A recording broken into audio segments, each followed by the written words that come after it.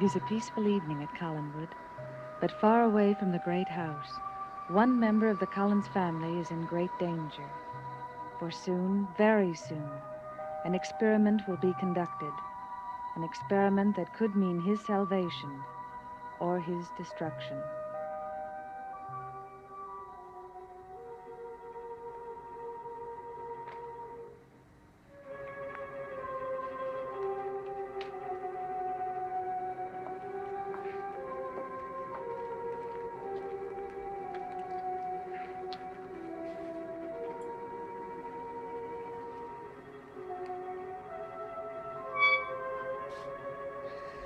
There.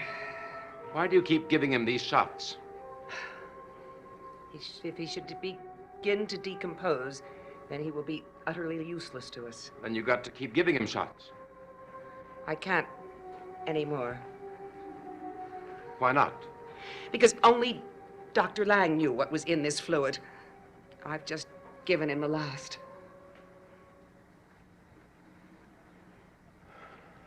Julia. But it was a massive dosage. It should prevent any chemical change for a while. For how long? I'm not sure. You're lying. No. How long will this body remain intact? I can only guess, but I'd say no longer than 24 hours. 24 hours? You mean to say that we have to make this experiment successful within 24 hours, or it will fail and I will revert to what I was? Yes, that's exactly what I mean.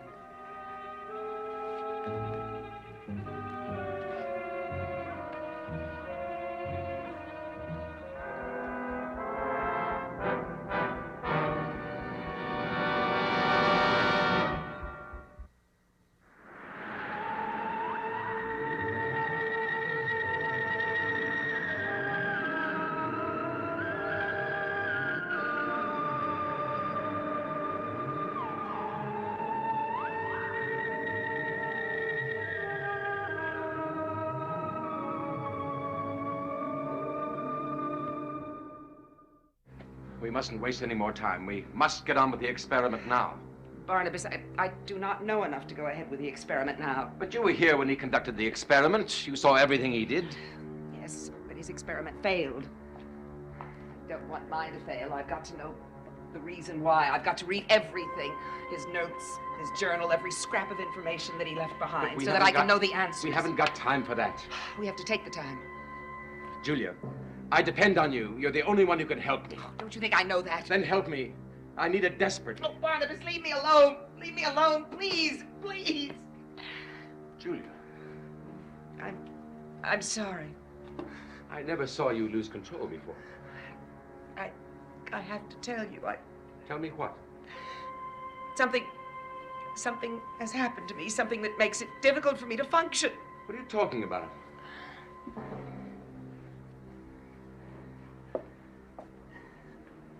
I had a dream. Dream? Yes. Happened last night. It was the same dream that Dr. Lang had the night before he died. He told me his dream, and I had the same exact dream, only it went one step further. It terrified me. I can't think about anything else. Well, what happened in your dream? Mrs. Johnson was in my dream. I feel an insane compulsion to tell her my dream, but I know I can't. I won't, because I know what the dream represents. It's part of a dream curse. Curse? I learned that from Professor Stokes. Stokes? As I thought he might be able to interpret my dream. He said that it was very likely that the dream curse would end... How? In a sudden death.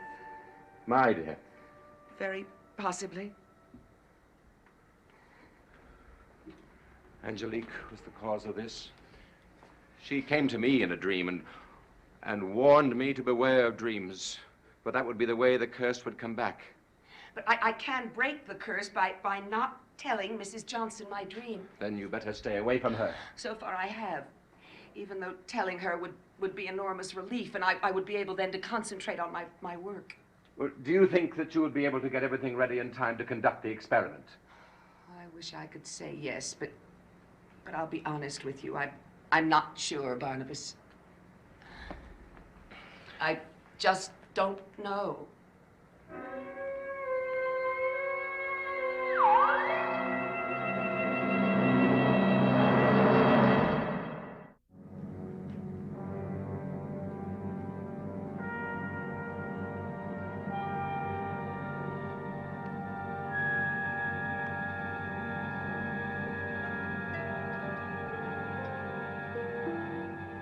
I wonder,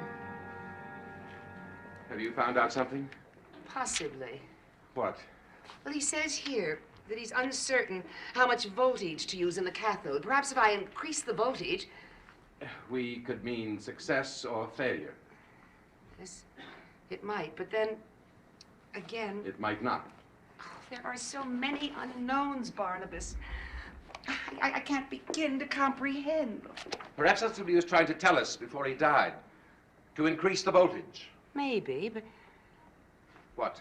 it didn't sound as if it was going to say anything that specific. Well, what did he say? What were his exact words? Well, he just said that there was connection between you and his creation. And that's all he said? Yes. Wait a minute. Wait, he said something else, something rather strange. What? He kept repeating one word, listen. Listen. He said it several times. What do you suppose he meant by that? I don't know. Barnabas. What? The tape recorder. What about it? Eric might have used it to dictate his notes. He might intend for me to hear them.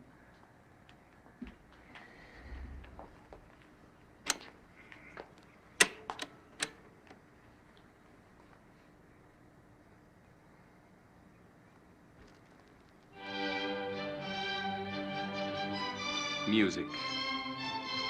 Eric was fond of music. He played it often while he worked. Well, obviously, he never intended for you to listen to that. Obviously. But what did he mean when he said, listen? Perhaps he meant nothing. Perhaps he didn't know what he was saying. Well, I suppose that's possible. But so much for that little brainstorm. Where are you going? Oh, down to the study. He has some journals there I want to look at. Do you want to come? I'll be with you in a moment.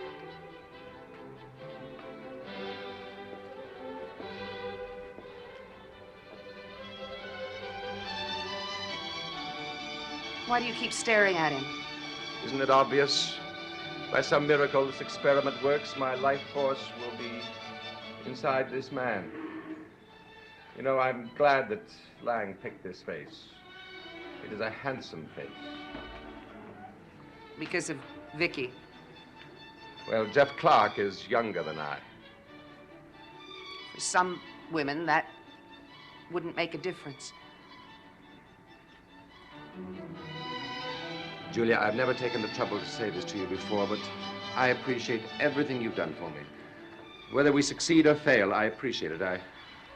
I want you to know that. Oh. We're wasting time. I'm going to the study. Are you coming? Yes.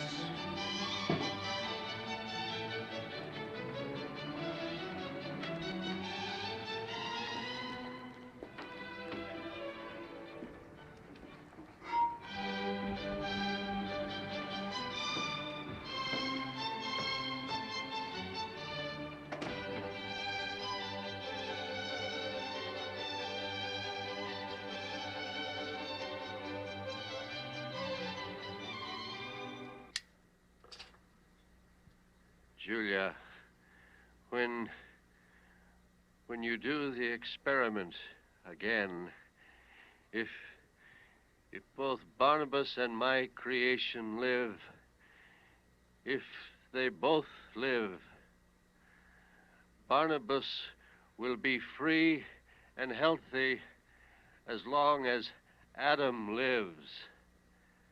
Adam will drain Barnabas' affliction from him, but will not suffer from the disease itself because he lives. But if Adam dies, Barnabas Collins will be as he was before.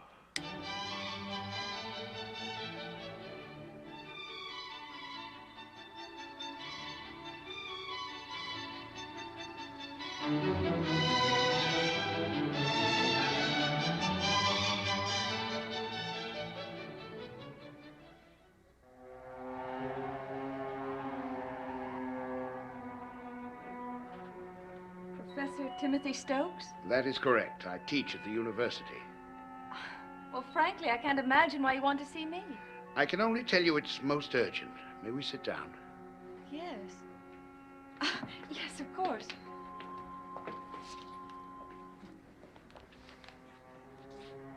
You look alarmed. Please don't be. Well, I'm not really. I'm just puzzled. I mean, it's not every day that a stranger comes to the door and wants to talk to me. I came here because of something I found out about you. Something that fascinates me. I understand you had a dream. A dream which terrified you. Who told you that? Julia Hoffman. She told me because she has had the same dream. She has? Yes. A number of people have had the dream. I don't expect you to understand it. I simply want you to tell me everything you remember about your dream. I don't want to remember it. It was too terrifying. I just want to forget it. Miss Evans, could you force yourself to remember it if I told you it was a matter of life and death? Life and death? Yes. Your dream is part of a curse. A dream curse. The curse is perpetuated by a series of dreams experienced by a number of people. Unless the chain of dreams is broken and the curse stopped, someone, I don't know who, will die. That's incredible. You must think I'm a madman. I assure you I'm not. I'm an expert in the occult. I believe I know a way to stop the curse before it reaches its conclusion.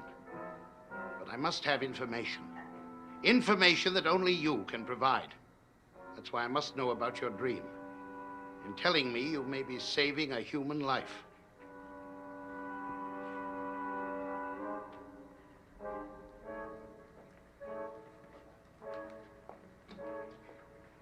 Well, I was in a very dark place, and a young man appeared.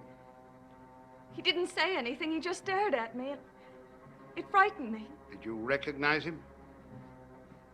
It's an odd thing. I didn't know him then, but I do now. His name is Jeff Clark, and he lives in this house. He rented a room for my father and me. Jeff Clark. Yes. He stared at me for a moment, and then he beckoned me to follow him. I didn't want to follow him, but I did. It was almost as if I was compelled to follow him against my will. And then? And then it led me to another room. It was a strange room. The walls were all doors. And then he disappeared. And I heard only his voice. What did the voice say? Do you remember? Yes. It was a kind of riddle. Through sight and sound, faceless terror, through endless corridors of trial and error, ahead a blazing light does burn, and one door leads to a point of return. Through sight, through sound, through faceless terror. And then I heard a tinkling kind of music, and then comes the most frightening part of all. Describe it to me. I was led to a door by this tinkling music, and when I opened it, it was there. It?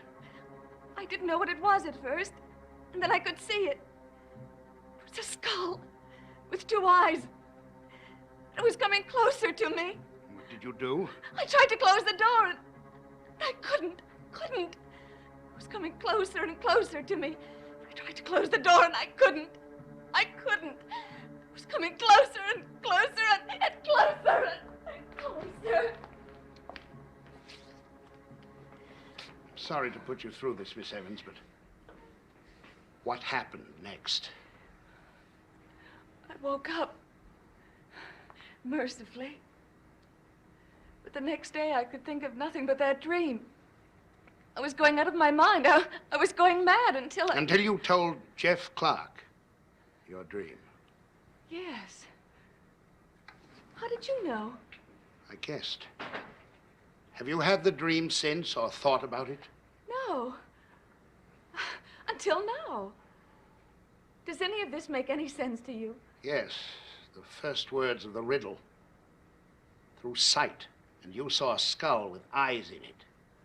You experienced the first part of the curse. Yes, it's beginning to make sense. I'm glad it does make sense to you. I don't understand any of it. I don't think I want to understand it. It's best if you don't. I believe I'm getting close to discovering a secret. A fascinating secret, but a dangerous one. Very dangerous.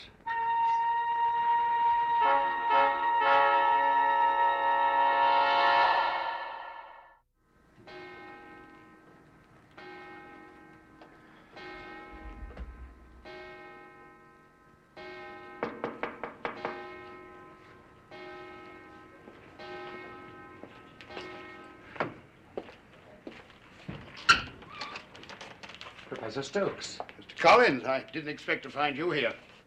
I was looking for Dr. Hoffman. Well, she isn't here. That's not what they told me at Collinwood. And why is her car in the driveway? All right, she is here. But she can't see you now. She's busy. That's all right. I'd prefer to talk to you anyway. Me? You're hiding something, Mr. Collins, and I know what it is. What are you hinting at? Invite me in, and I'll tell you.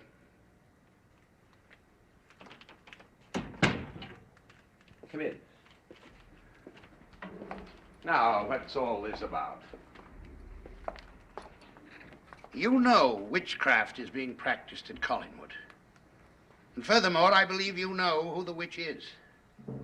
Well, what makes you say that? Mr. Collins, you came to me for a talisman, a protection against witchcraft. That means you know witchcraft is being practiced here, and it probably means you know who the witch is. Who is it? Well, I'm not sure I should tell you. Why not? What gain would I have by telling you? My help. And you need my help. Why? I believe someone is being made the victim of a dream curse. It could be anyone. Even you. I don't see why it could be me. It's possible, but it could be anyone at Collinwood. The point is, I think I can break the curse. If you know who the witch is, you must tell me. You must tell me, Mr. Collins, you have no other choice. Don't I? No. No. Whom do you suspect?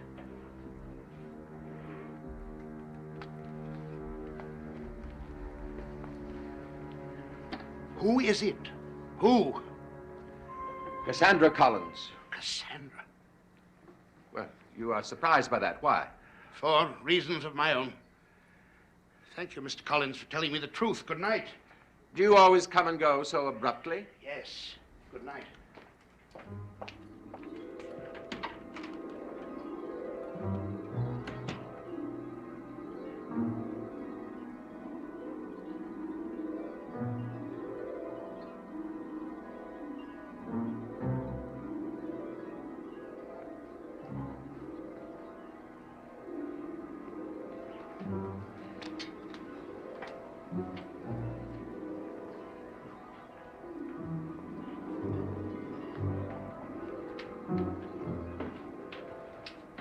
Who's at the door? Professor Stokes. Did you get rid of him? Yes, but I told him something, Julia, and I'm not sure I did the right thing. Well, what did you tell him? I told him that Cassandra Collins is practicing witchcraft. Barnabas, I think that may have been a mistake. Why do you say that? Do you remember where Roger met Cassandra originally? Stokes' house. I'd forgotten. Yes, we have no idea how close their relationship is. You know, he resembles Ben Stokes. He's the image of the Ben Stokes I once knew. Well, what about it? Well, Ben Stokes at one time was Angelique's slave. If that's so, it's possible that this Stokes could also be under her power. If it's true, he will tell her that he saw me here tonight. And she will wonder what I'm doing here, and she will find out about the experiment. She might not. Professor Stokes may be everything he seems to be. I've got to escape her, Julia. And the only way I can escape her is by transferring my life force into this body. If the experiment doesn't succeed, I will never escape her. Never.